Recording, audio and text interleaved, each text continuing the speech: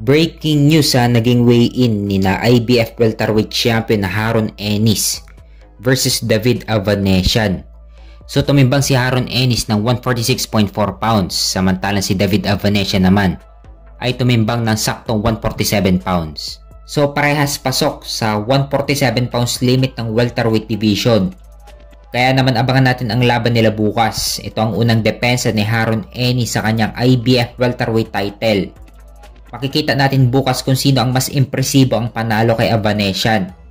Si Crawford kaya o si Ennis? Kung matatandaan, tinapos ni Crawford si Avanesyan sa pamamagitan ng knockout sa round 6. Ang tanong dito, kaya kayang tapusin ng mas maaga ni Ennis si Avanesyan? Makikita natin bukas kung sino ang mas impresibo ang panalo, si Crawford ba o si Ennis.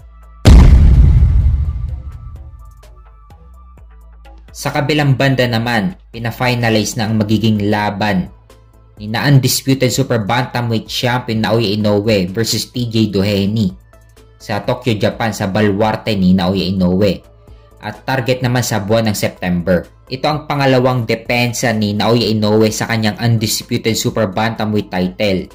Kung matatandaan, ipinag-utos na ng WBA na kailangan i-depensa ni Naoya Inoue ang kanyang titulo laban kay Murodjon Akhmadaliev. Pero ayaw naman ilaban ni Bob Arum ang kanyang alaga kay Akhmadaliev dahil wala naman daw itong pangalan.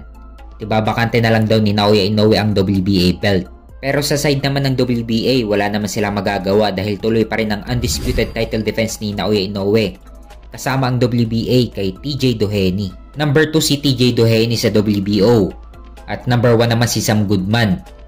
Dapat si Sam Goodman din ang kalaban ni Naoya Inoue. Pero gusto ng kampo ni Sam Goodman na mangyari ang laban sa buwan ng July. At gusto nilang padayuhin si Naoya Inoue sa Australia. Pero hindi pumayag ang kampo ni Naoya Inoue dahil katatapos lang ng laban ni Inoue kay Luis Nery nung buwan ng May. Gusto agad ng kampo ni Sam Goodman na ikasa agad ang laban sa buwan ng July.